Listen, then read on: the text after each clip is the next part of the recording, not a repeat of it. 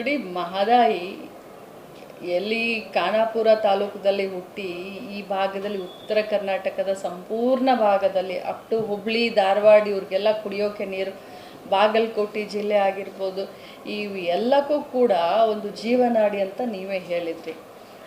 ಇಲ್ಲಿಯವರೆಗೆ ಅದರ ಹೋರಾಟ, ಎಷ್ಟು ವರ್ಷದ ಹೋರಾಟ ಪರಿಶ್ರಮ ತಮಗೂ ಗೊತ್ತು. 3 ಸರ್ಕಾರ ಇನ್ವಾಲ್ವ್ ಆಗ್ತವೆ, ಗೋವಾ, ಮಹಾರಾಷ್ಟ್ರ ಮತ್ತು ಬೆಳಗಾವಿ. ಈ ಎಲ್ಲ ಇದ್ದಾಗಲೂ ಕೂಡ ಈಗ ಏನೋ ಒಂದು ಹಂತಕ್ಕೆ ಬಂದು ನಿಂತಿದೆ. ಮಹದಾಯಿ ಒಂದು ಹಂತಕ್ಕೆ ಬಂದು ನಿಂತಿದೆ. ಅದು ಟ್ರಿಬ್ಯುನಲ್ ಇರ್ಬೋದು, ಅದು ಕೇಂದ್ರ ಸರ್ಕಾರ, ಅದು ರಾಜ್ಯ ಸರ್ಕಾರ ಸ್ವಾಮ್ಯತೆ ಇರ್ಬೋದು, ಒಂದು ಅಂಡರ್ಸ್ಟ್ಯಾಂಡಿಂಗ್ಗೆ ಬಂದು ನಿಂತಿದೆ. ಆಗುವಂಥ ಎಲ್ಲ ಲಕ್ಷಣಗಳಿದ್ದಾವೆ. ಅದು ಹೇಳ್ತಾರಲ್ಲ, ಒಳ್ಳೆ ಕೆಲಸ ಆಗಬೇಕಾದ್ರೆ 100 ಇಂಥ ಕಷ್ಟಗಳು ಬರ್ತಾವೆ ಅಂತ ಹೇಳಿ. ನಾನು ಪರಿಸರವಾದಿಗಳಿಗೆ ಇಷ್ಟೇ ಹೇಳಲಿಕ್ಕೆ ಬಯಸ್ತೇನೆ, ಕುಡಿಯುವ ನೀರಿಗೋಸ್ಕರ ಹೋರಾಟ, ಮಹದಾಯಿ ಹೋರಾಟ ಕುಡಿಯುವ ನೀರಿಗೋಸ್ಕರ ಹೋರಾಟ. ನೀವೇನು ಪರಿಸರ ಪ್ರೇಮಿ ಅಂತ ಹೇಳ್ತಿರಲ್ಲ, ಭಾಳ ಸಂತೋಷ. ನಾವು ಎಲ್ಲರೂ ಕೂಡ ಪರಿಸರ ಪ್ರೇಮಿ.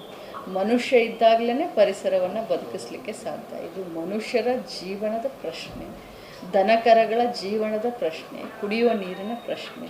ಸೊ ಪರಿಸರವಾದಿಗಳಿಗೆ ರಿಕ್ವೆಸ್ಟ್ ಮಾಡ್ತೀನಿ, ಮೊದಲು ಮನುಷ್ಯ, ನಂತರ ಪ್ರಾಣಿ ಪಕ್ಷಿಗಳು, ನಂತರ ಎಲ್ಲ. ಸೊ ದಯಮಾಡಿ ಇದಕ್ಕೆ ಅಡ್ಡಿಪಡಿಸ್ಬೇಡಿ ಅಂತ ಕೇಳ್ಕೊಳ್ತೀನಿ. ಒಂದು ವಿಷಯ ಏನಂದರೆ, ಎಲ್ಲೋ ಒಂದು ಗೋವಾ ಪ್ರಾಯೋಜಿತ ಹೋರಾಟ ಆಗ್ತಾ ಇದ್ದಾವೆ ಅನ್ನೋದು ಅನುಮಾನಗಳು ಕಾಡ್ತಾ ಇದೆ.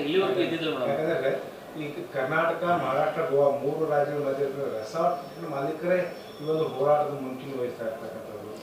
ನನಗೆ ಅದ್ರ ಬಗ್ಗೆ ಕಲ್ಪನೆ ಇಲ್ಲ, ತಿಳ್ಕೊಂಡು ಮಾತಾಡುತ್ತೇನೆ. ಈ ವಿಡಿಯೋ ನಿಮಗೆ ಇಷ್ಟವಾದಲ್ಲಿ ಲೈಕ್ ಮಾಡಿ, ಶೇರ್ ಮಾಡಿ, ಸಬ್ಸ್ಕ್ರೈಬ್ ಮಾಡಿ.